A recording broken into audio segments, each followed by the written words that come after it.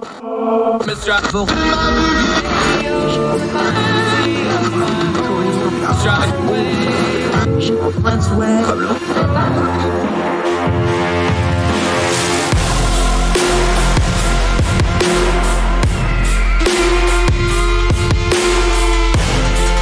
your host, Andrew Donaldson. This is Heard Tell. Welcome back to Heard Tell. Okay, something really interesting happened back during the Memorial Day weekend, or more specifically, what didn't happen. It was one of the worst movie weekends in decades, almost of the entire modern era, in a weekend that is usually super hyped up on movies. So this has some things we need to discuss cultural-wise. So we go to the guy that we always talk about when we need to talk about movies, Luis Mendez, Mendez Movie Report, double board certified. This is not just some guy on YouTube that's just mounted. He's a certified film critic on multiple panels. He knows what he's talking about. And the great thing about Luis is he doesn't just say, I like this movie, I don't like this movie. He knows the history. He's written pieces all the way back to the silent film area, stuff back in the 1910s and 20s. He knows the full history. He can discuss anything. He can discuss the culture of things like Godzilla, which is one of his favorites, the Marvel movies. He can talk about the real serious Norse stuff. He can talk about the classic films, but he can also really discuss the business of films. And we've had him on a lot, and we've talked a lot about how streaming and in-person movie theaters experience has changed, especially post-COVID, things like this. What happened on this Memorial Day weekend? Because I think there's some cultural stuff going on, and there's a real change in entertainment. And it goes right back to the streaming debate we've been having for years now. It goes to a couple of things. You can't just say the economy, though. And here's an important stat for why the box office was so bad. It wasn't just economic. It's not like COVID where nobody's going out, or it's not like a recession year where people's money's tight, so they cut out discretionary spending. Travel records were broken during the same period. So folks had money to go things and places and do things. They just weren't going to the movies. So we'll talk about some of the tent poles. We'll talk about the lack of some of the blockbusters that folks we think, the business of movies, and how movies is and isn't affecting our culture the way it is, how streaming's starting to affect it.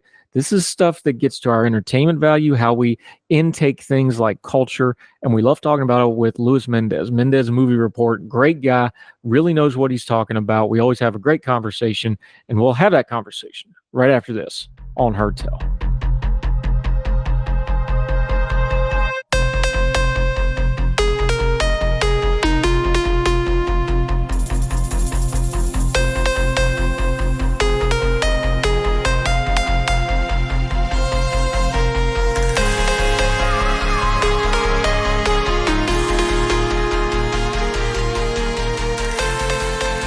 Welcome back to Heard Tell. Okay, we need to talk about movies because normally Memorial Day weekend is this huge movie weekend, one of the biggest of the years, and it wasn't, to an epic degree, one of the worst in really the modern era, but at least in the last 3-4 decades. So we're going to go to the guy we always talk movies with, Mendez Movie Report, double board certified film critic. He doesn't just do this. He knows what he's talking about. Also talk about the business in the movies. Luis Mendez, how are you, my friend? Great to have you back. Doing pretty good. Apparently doing a little better than the box office was during the Memorial Day weekend, but doing good. I've been, it's been a slow start to the movie year, but I do think that there have been some really good movies out there if people go and check them out. Yeah, what happened here? Because I remember back in January and February just reading stuff. People were already talking about this was going to be maybe a bit of a down year for movies. We've had a couple of good years in a row. There's no big tentpole Marvel stuff. There's no Top Gun Maverick. There's no Barbenheimer. So early in the year, people kind of knew that this might be a down summer. I don't think they were expecting this, though. No, if anything, the spring had more of a pop to it between Dune 2, Kung Fu Panda 4, and Godzilla and Kong, which I believe at the moment are the top 3 highest grossers. But this has not been the greatest start. The Fall Guy honestly started this all off with its underperformance. Even though that movie has actually had pretty decent legs, the problem for that movie is that it's already available in VOD. So that's going to kind of cut off its legs already. And then Furiosa didn't do as hot as some people were hoping it would do. And Garfield really did not do as good as you would think a kids movie would do. But I do wonder if a lot of this is also that people are so desperate to see a Barbenheimer situation happen that we didn't take into account that Furiosa was maybe not ever going to be that big blockbuster hit that people thought it would be, because if I remember, Fandango at the beginning of every year comes out with a list of like most anticipated movies, and they're based on actual audience feedback, not critics and stuff like that. Now, not movie junkies like me. And I don't believe Furiosa was on that list. And if it was on that list, it was definitely not high on the list. And then if you go back and look at Mad Max Fury Road, which by the way was 9 years ago, so that has something to do with this is a 9 years in between here. That movie didn't do amazing box office either. And that was in an era where box office did better than it did today. It's a rated R film. Rated R films can always have a bit of a struggle. There's a reason why a B+ cinema score for a rated R film tends to be a good sign, whereas that wouldn't be a good sign for, say, a family film. For Garfield, not doing so well on Memorial Day, I think a big part of that is Garfield really isn't part of the American culture the way that it was when I was younger. I don't know how many kids necessarily grow up with Garfield these days. And that, unlike Furiosa, which had great reviews, Garfield didn't have the greatest reviews, and that may have hurt it. Not the greatest word of mouth. It got a B+ cinema score. Not great for a family movie to get a B+ cinema score. You usually want to be in the A's with a family movie. So I don't think the word of mouth from that movie was particularly great. Now, we do have an extremely quiet weekend coming up, so maybe we could see some signs of life. Remember last year, Elemental didn't do so hot coming out of the gate, and then that movie ended up making like $500 million anyway. So it'll be interesting to see if we get some legs for Furiosa, given the good word of mouth. But I do wonder if this was a situation where everyone's so desperate for that Barbenheimer sort of success that they don't take into account these other problems that might have plagued a movie's potential for success. Yeah, Luis Mendez joining us, Mendez Movie Report on Substack. You can find it there. The thing with the Barbenheimer, though, is we know what pops a box office. You either have just this amazing movie with word of mouth where it, gets a couple week run. It used to be you'd get 2 months run. Now you get 3 or 4 weeks run. That's a good run. But you get massive word of mouth. You get a generational situation like a Top Gun Maverick, like, Avengers, the Endgame, that sort. Those are really generational movies when you think about it. They had multi-year builds. They had expectations that was beyond that stuff. Barbenheimer hit the sweet spot because it became a family movie, because Oppenheimer's obviously a hard R for a lot of reasons, some of which were criticized. We talked about it at the time. But parents could go to that, or dad could go to that. Kids and mom could go to Barbie. Everybody was dressed up. You could go to the movies as a family at the same time for Barbenheimer, is my point. So you were getting all the audience all at the same time. Family movies do well because they have a bigger audience than R-rated movies most of the time. Just general population, more people can go see them. Kids want to go. You take 3 or 4 kids instead of just 2 parents going, or a couple, or whatever the case may be.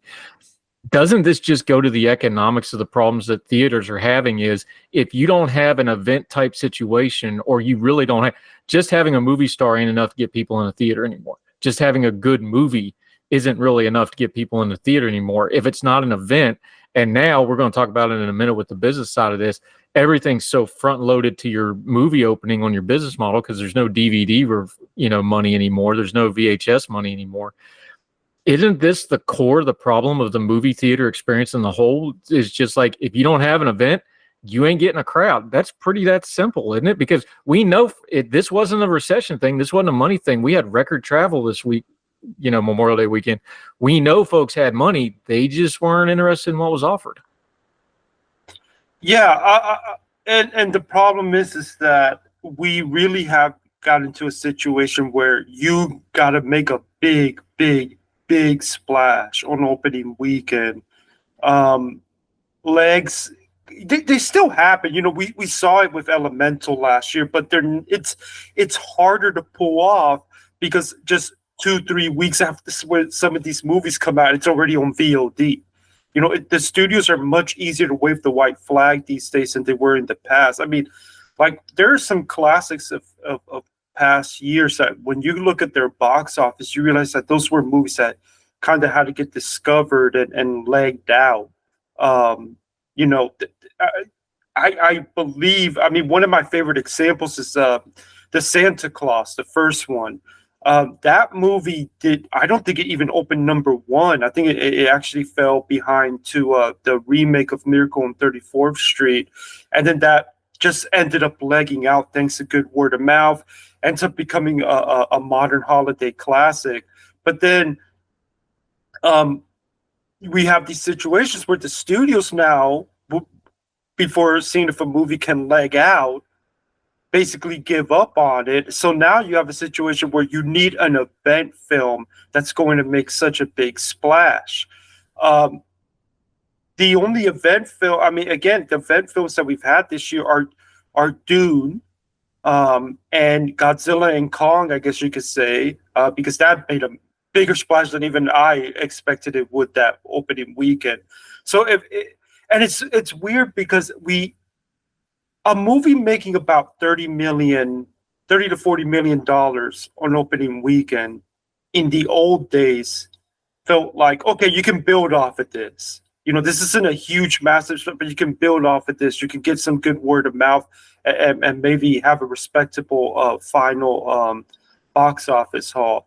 It's not that way anymore. Now, if you're making that kind of money opening weekend, unless you're obviously like a smaller film or one of the small horror flicks, it's freak out time. And it's just unfortunate because it really has gotten to the point now where if it's not an event film, people won't show up, and you're going to need word of mouth to get people to come. Even if you were to take something, if we're going to take something that's original and was this sort of a bit of a cultural moment for a certain generation, Everything Everywhere All at Once 2 years ago, that didn't make a huge splash. That took word of mouth. That took it becoming this thing with young people. It's really hard to pull that off these days because, and especially with these big studios and big films, because already you have all these massive expectations, and the box office becomes what everybody's talking about. Which is a little unfortunate sometimes because, some of these movies like Furiosa do have great word of mouth. But, it's one thing to have good word of mouth. It's another to actually have the numbers of audiences showing up.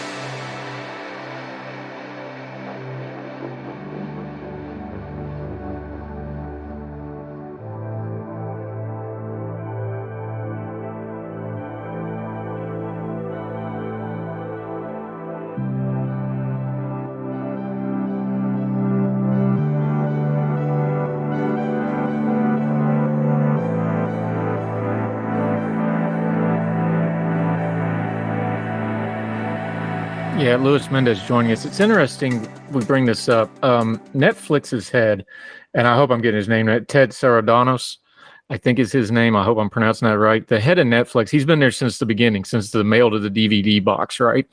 Days. He had some really interesting comments in this really deep interview on the New York Times. And one of the things he talked about, we're going to link to it on the Substack notes. Make sure you read this whole interview. It's really interesting. One of the things he brought up was, we just talked about the business model.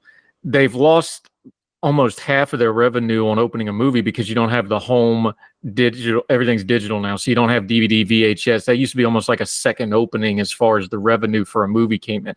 So you could take a bigger swing because it didn't do good in the box office. We'll make up for it when the DVD sales. That's gone now. You don't have that anymore. He brought up a great point, and it goes to exactly what you were just talking about. they asked him the question, and I'm going to paraphrase it a little bit, read his own answers, but he was talking about is that big opening weekend now, a lot of movies are made to be international movies. Does it appeal to the Chinese market? Does it appeal to Europe? Is it going to be a world, because they're trying to expand the audience base to make up that bigger number on that initial release, right?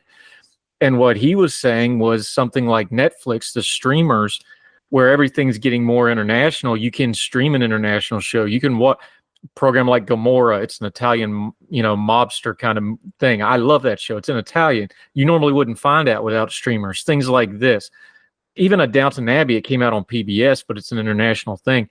He brought up a great point. He's like, look, this is hurting the movie business because these wider titles sometimes don't appeal to an American audience, and they're seeking these international audiences, but it's helping the streamers because then it's just expanding your world, and they just can't afford to take these big swings at the movies anymore.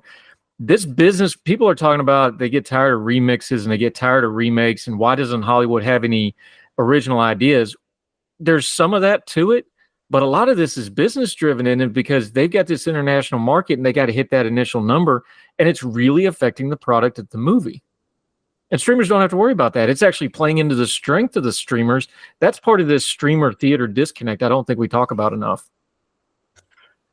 Well, and the situation is that if you look at all the highest grossing films, they tend to be IP films. So it's understandable that the studios are gotten to a point where they realize that they need something that is going to hit. Everyone's going to say, oh, I know that. I'm comfortable going to see that.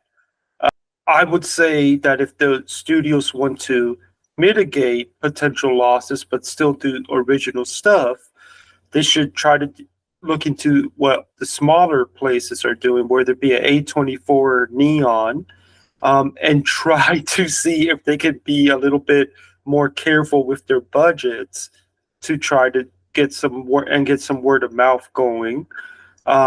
And it doesn't even necessarily have to be for original stuff, because remember back in 2017, it made like $700 million off, I think it was just a $70 million budget.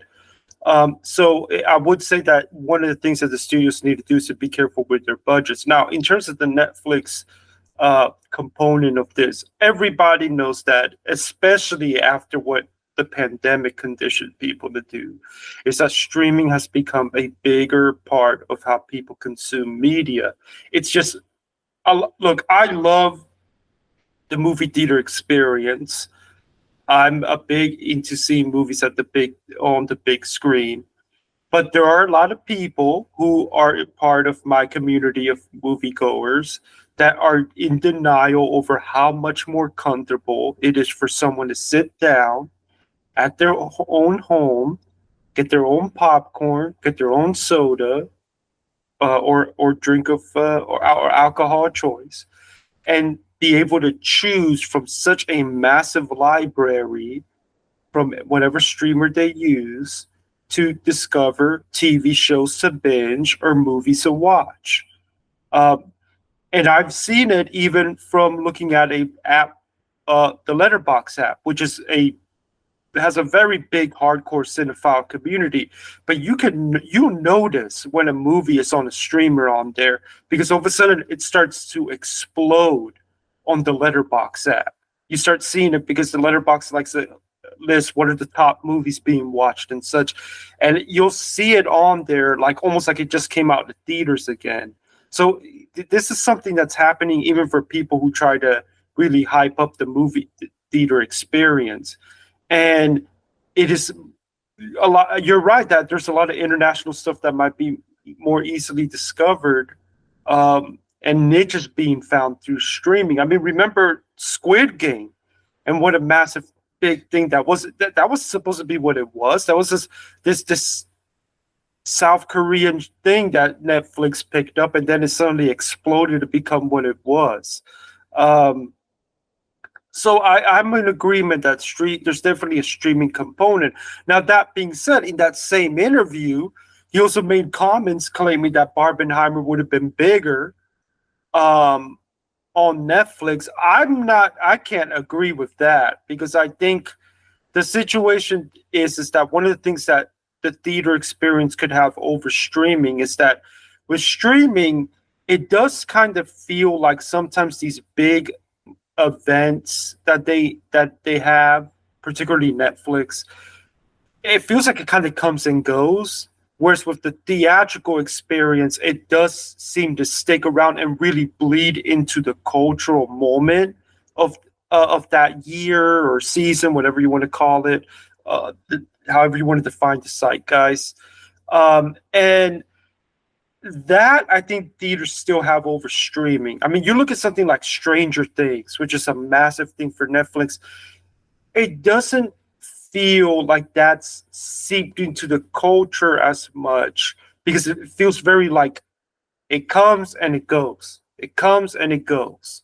And we've seen this from a lot of things from streaming. Even if you take the most respected movies from streaming, the stuff that Netflix tries to go out and win awards with, they've tended to be more on the art house kind of side. So these are movies that maybe leave a mark in film schools, but not necessarily in the cultural moment. I don't feel like Netflix has been able to.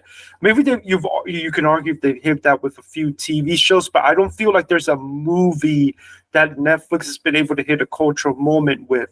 They get people talking and buzzing for a week or two, but it doesn't necessarily seep into the zeitgeist the way some of these big theatrical movie events do. So I think there's still this situation where there's advantages for streaming, but that's not to say that there isn't still some potential advantages for the theatrical model as well. But undoubtedly, because we have changed the way that we have consumed media, you're seeing a situation where streaming has its advantages.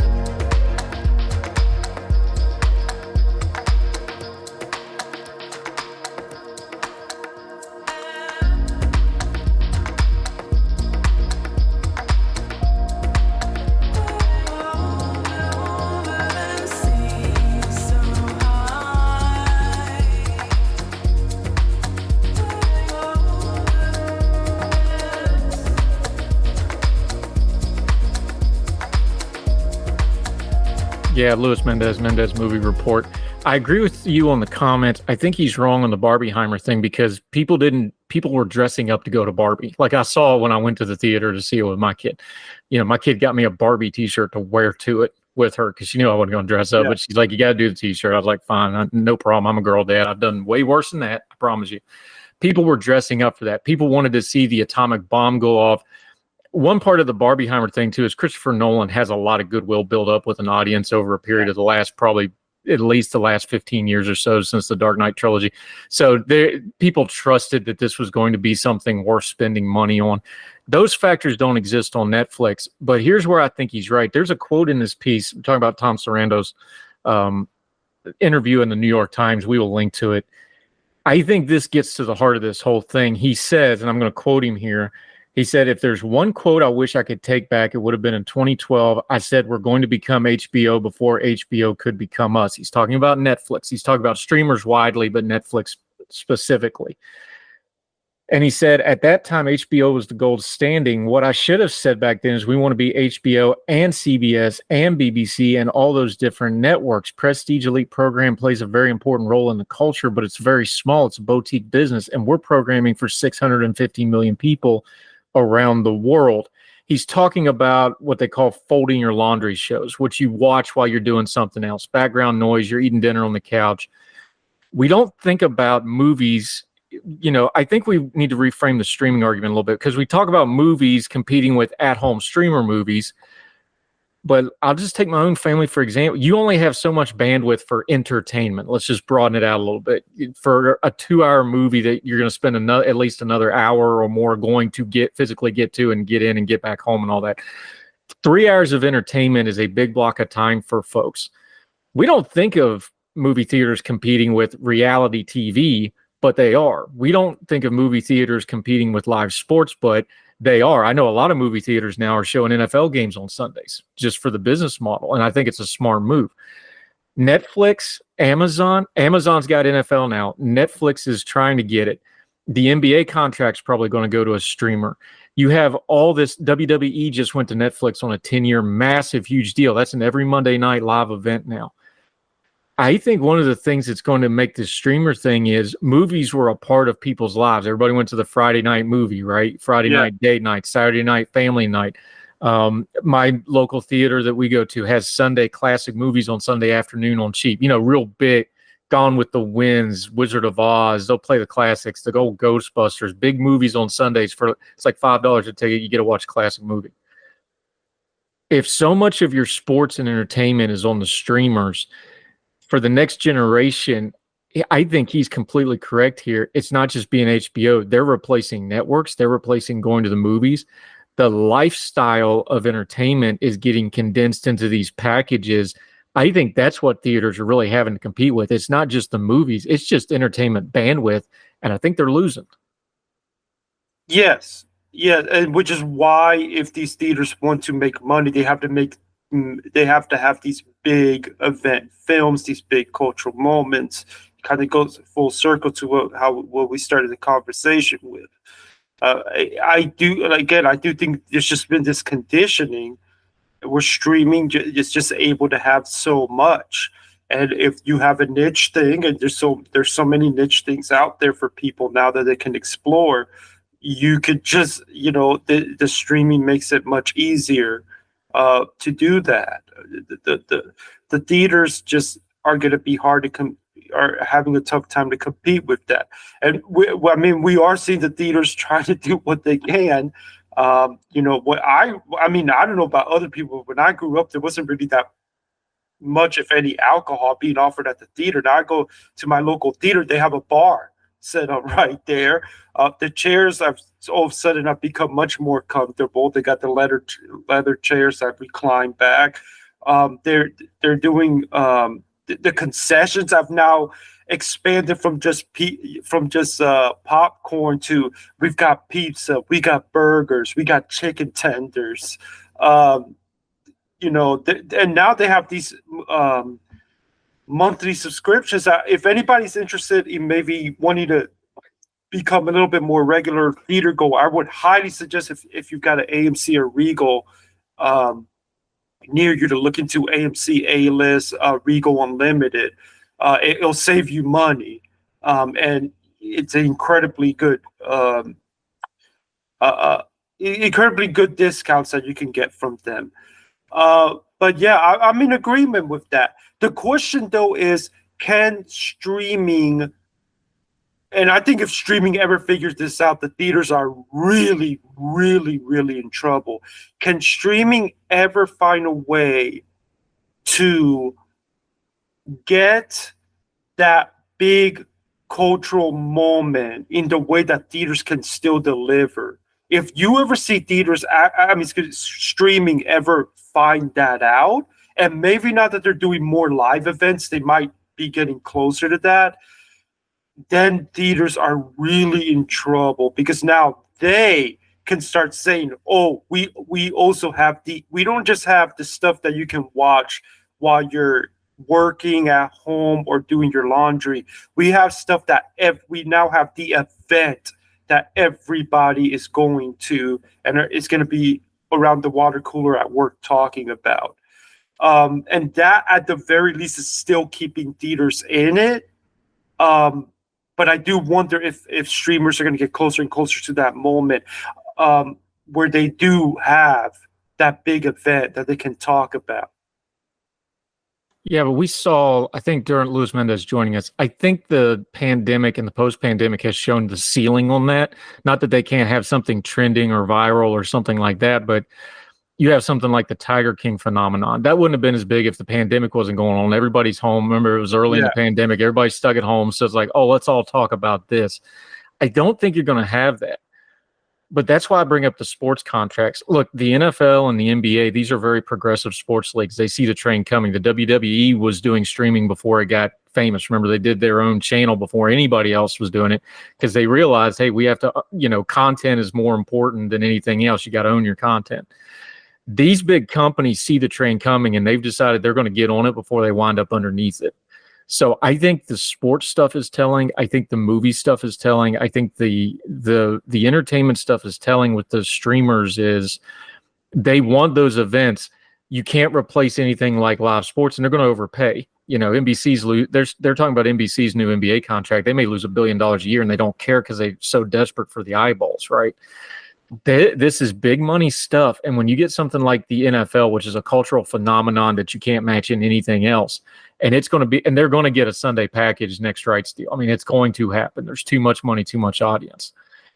I just don't know. I don't think theaters are going away, but I think they're going to have to evolve into something else.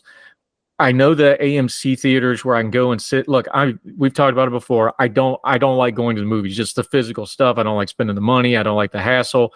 Surround sound in the stadium theater is just too loud. I don't like sound coming behind me. That's just one of my things.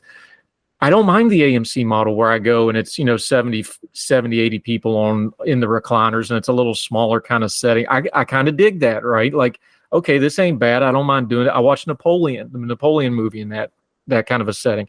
I watched a couple other movies. I don't mind that, other than that idiotic Nicole Kidman thing that we got to sit through. I wish we could geek that into the sun. But I think that model will have a market no matter what, that kind of niche. I know groups go to those things. You can actually rent out those theaters now for a screening a lot. Where I live, we have a really good local theater, one screen downtown. They used to call it Art House, but they have the upstairs loft with it's a full-size projector, but a half-size screen and like 40 or 50 seats. They'll screen movies there. They also do live performances and comedy and stuff. I think those kind of things are going to find a niche. I just think the big Metroplex stadium seating thing, I think that's just done and gone, and we're going to have to let it go and let the movie theater evolve, because the streaming train isn't going to stop. And if anything, it's going to become more a part of folks' life than anything else. They're just going to have to go to the live event model more than anything else, I think. Well, maybe we're just headed towards a future where theaters are a little bit more niche, and a lot of this kicking and screaming from the old guard. It's just that kind of in denial that things are changing. I mean, I don't think there's anything would be completely wrong if theaters just become a little bit more niche. I mean, a lot of things have become more niche in this modern age where everybody basically can be catered to whatever they're into. But if that is what is happening, then studios are going to have to adjust. And I'm not even though I understand why, we got to create the big event film. We have to spend all this money to create these big blockbusters. I don't know how much that's going to be able to keep them afloat just through, if they are going to become more of a niche thing, which is why I think it's a better idea to, again, I'm not saying let's not have big event films. I'm not saying that at all, but I'm just saying that we have to be careful, I think, more with these studios with how much money they're going to be spending if this is becoming a niche product to go to the theaters. I mean, there's a story out there that Gladiator 2, which we get later this year, the budget for that movie got out of control, and the reports are that it was over $300 million. Now, that's going to be very hard to make a profit off of that at the theater already, if that's how much the budget was. So if we are in a situation where theaters are becoming the theater going experience is becoming more niche, I don't think that necessarily means the end of theaters, but I do think that studios are going to be more careful with these budgets that they're doing for these movies, because not everything can be a Top Gun Maverick. Not everything can be a Barbenheimer.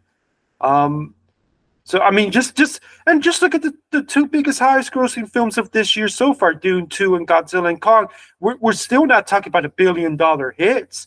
Dune 2 is at about $700 million. Godzilla and Kong's going to be around $575 million. So we're still not talking about a massive $1 billion hit yet this year.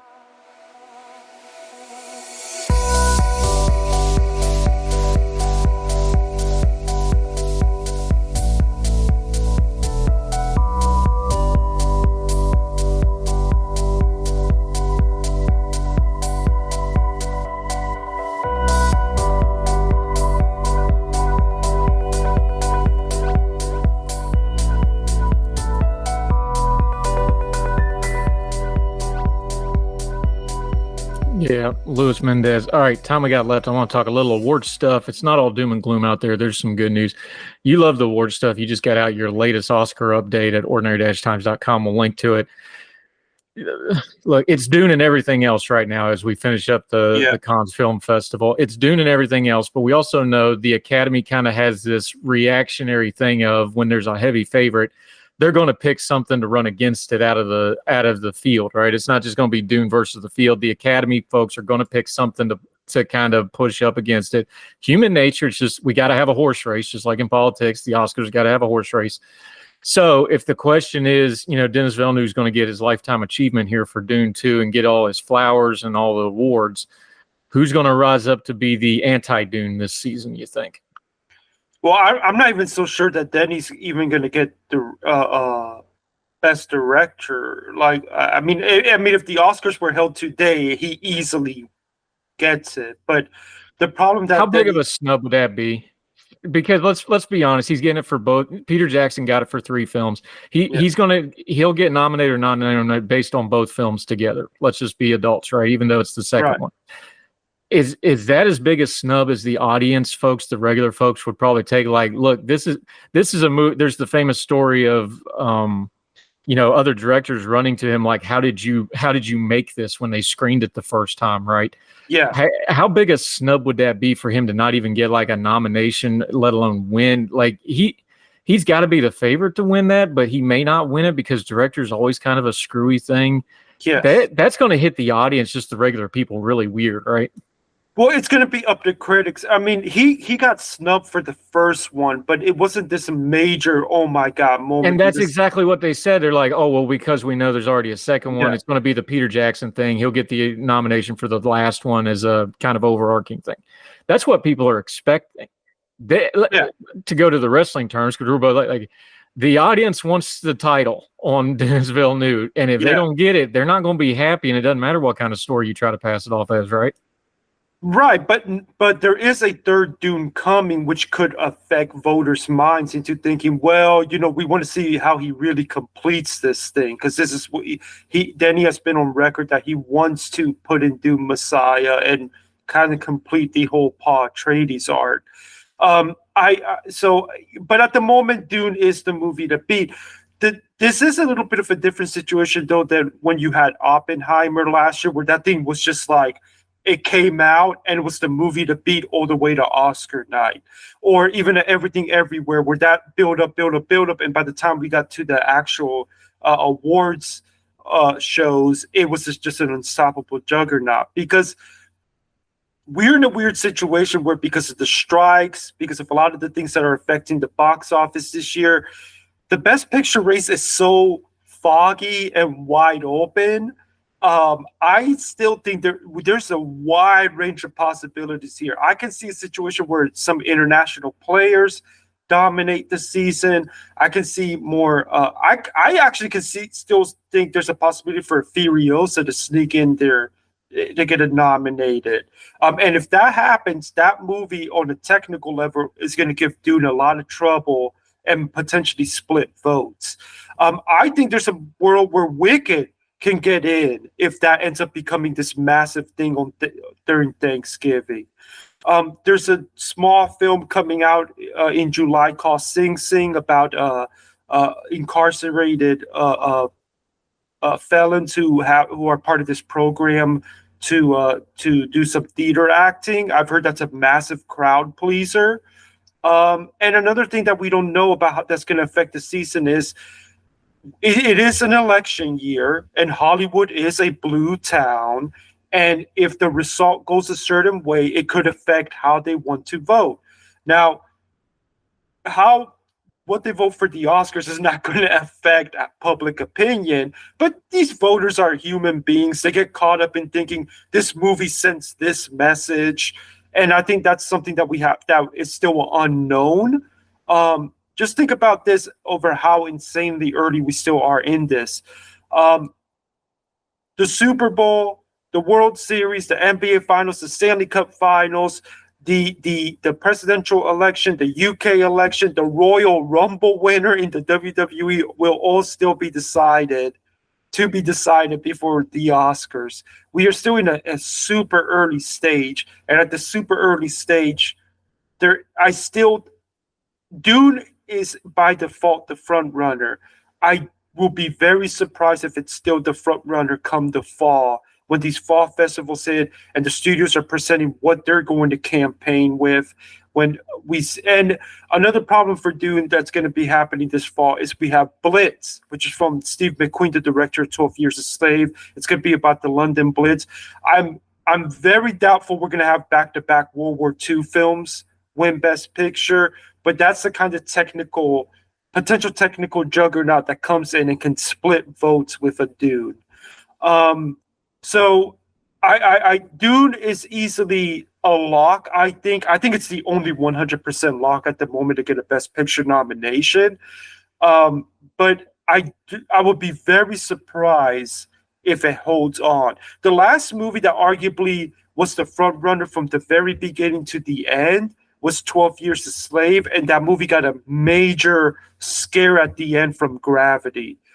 Even at this point, Oppenheimer, was kind of seen as a potential just also ran. Even though people knew it was going to be big, they didn't know it was going to become the front runner just yet, because people still were thinking, obsessed with Killers of the Flower Moon. This is going to be Marty's moment again, because he's kind of already had a moment with The Departed. So it's still early, but at the moment, I would say Dune 2 is our only absolute lock to get into Best Picture. Yeah, Mendez Movie Report. Luis Mendez does excellent work on this stuff. Make sure you subscribe to his Substack. I do. You should too. He does all sorts of different things. Doing a lot more podcasting hits these days too. Some other media appearance. If you do media and you want to talk movies, make sure you give him a ring. Let folks know where they can follow you and keep up with you until we get you back on Her Tell, my friend. Yeah, MendezMovieReport.com. There you can find, I try to do at least one big weekly movie review. I won't be getting to do one this weekend because there's like nothing coming out really. But I also do, I have my Oscar projections over there. I've been trying to do a list of my favorite films from each decade. And I do have a podcast coming up. My hope is early July. I'm going to be talking some movies and video games and award season stuff with fellow critics and even some casual moviegoers to kind of get their perspective outside of the bubble of being the big movie fanatic. If you want to find me on social media, Facebook, Threads, Instagram, Twitter/X, Mendez Movie RPT. Yep, you do great work, sir. Love talking about you. Love that we can talk not just the movie nerdism, although you're all over that sort of stuff, but the business stuff. You can talk about it in plain language. We appreciate you greatly. And now that you've come off your Godzilla high a little bit, you're back to being a normal person that we can actually have conversation with, because I know you just totally geeked out over the Godzilla for the first part of the year. There'll be more coming. And last of the year, Godzilla -1, Oscar-winning movie. Yeah, they don't worry. They're going to make plenty more of them. They're still making money, right? We'll never get rid of them. We'll never get rid of him. Mendez Movie Report. Luis Mendez, our good friend. Thank you, sir. Appreciate the time. Thanks for having me. Yes, sir.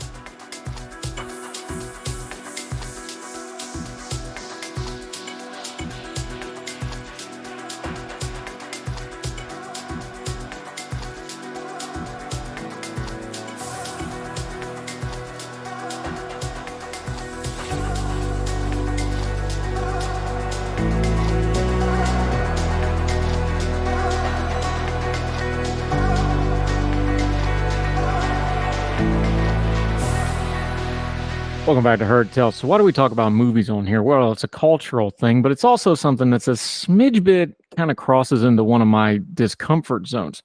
I don't really like going to the movies anymore. I've talked about it with Lewis before. They're too loud, especially with the surround sound now. It's a hassle. It's crowded. It's really expensive. It gets very expensive. But I, have teens and young adults as kids, and they want to go to the movies sometimes. Now, some movies I want to go see. I went and saw Top Gun Maverick 3 times in the theaters. Now, that's really rare for me. But part of that was because the first time I went and saw it in IMAX, and the screen's so big you miss stuff.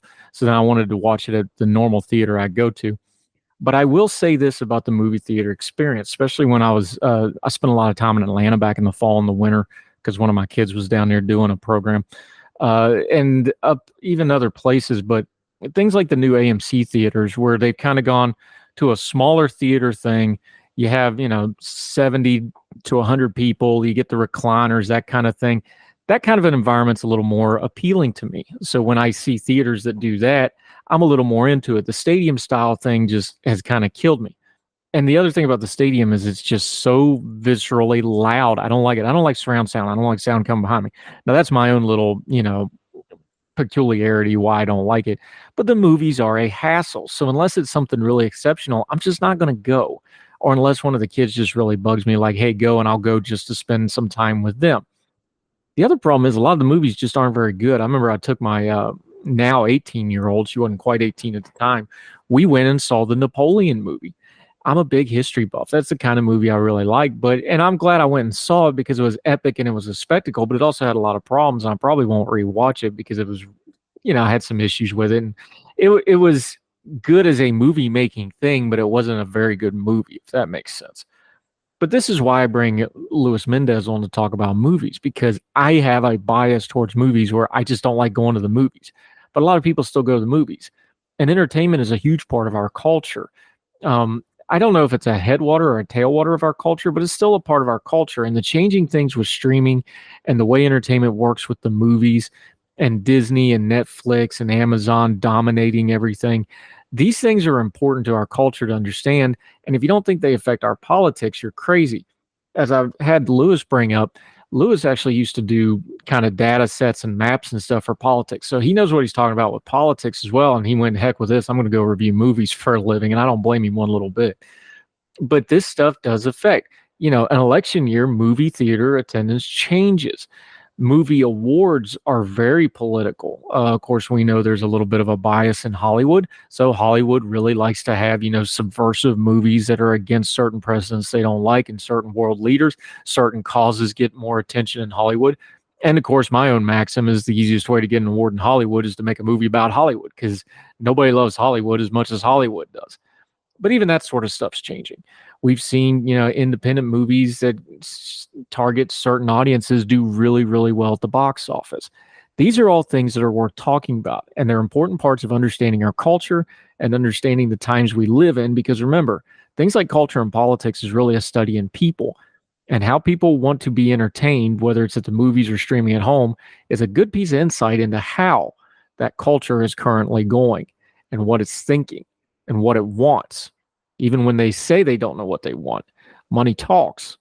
And then right now, folks are saying they don't like what's in the movies. It's something to pay attention to. That'll do it for Heard Tell. However you're listening or watching, whether it's on iTunes, Spotify, iHeartRadio, any of the podcasting platforms, we just recently got onto Spreaker. They've got the Spreaker. I'm not sure how you say it, but we're on there now. So they get the live feed every time a new episode goes right on there. So if you're using that platform, great. Things like Podcast Addict, the aggregate podcasting sites, we see a lot of data where some of y'all are getting us through there. That's great. We're even over in India on some. We're in Germany on a podcasting platform. We're worldwide. So wherever you are, you're going to be able to find us. We appreciate it. Make sure you're leaving a comment and a rating. That's really important. Let those, not only the platforms, but other folks know our program's worth checking out. Since it only costs you a click to listen to the show, and it's always free, if you do us a favor, use a couple more clicks to tell folks on your social media if you like the program, if you like to guest. We really appreciate it. Make sure you're checking out the show notes, heardtell.substack.com. That will have links to all of our guests. Make sure you're following them on their social media and supporting their work. Give them feedback. Give us feedback. heardtellshow, gmail.com, heardtellshow on the Twitter. I'm at 4 for the Fire on the Twitter. If you want to interact with me directly, just punch in my name. I'll come right up. You'll see my big floating head. And if you want to see more of us, the YouTube channel, Heard Tell on YouTube, doing very well. Appreciate you folks. You have the video portion. Those are the interview segments. Those are there in full video, full color, 1080. I would recommend my portion. You might want to turn that down to 720. I'd look better in less high def. That's just my opinion. Let's just all be honest here. But also the full podcasts are on there. If you want to just listen on YouTube, like a lot of people, I listen to a lot of podcasts on YouTube because I have YouTube music on my phone. So if you want to just listen to the podcast on YouTube, you can do that as well. Every episode going back, I didn't realize this. We just did the upload for Spreaker. So I was looking at it, 714 and counting episodes of Heard Tell. Some of those are best of, some of those are compilations, but that's a lot of work over the years. We'll keep doing it as long as you keep listening, and we appreciate you greatly. So until we talk to you again on Heard Tell, wherever you and yours are, across the street or around the world, we hope you are well. We hope you are well fed, and we will talk to you soon for more Heard Tell. All the music on Heard Tell is provided under a Creative Content license from monstercat.com. Somos la máquina.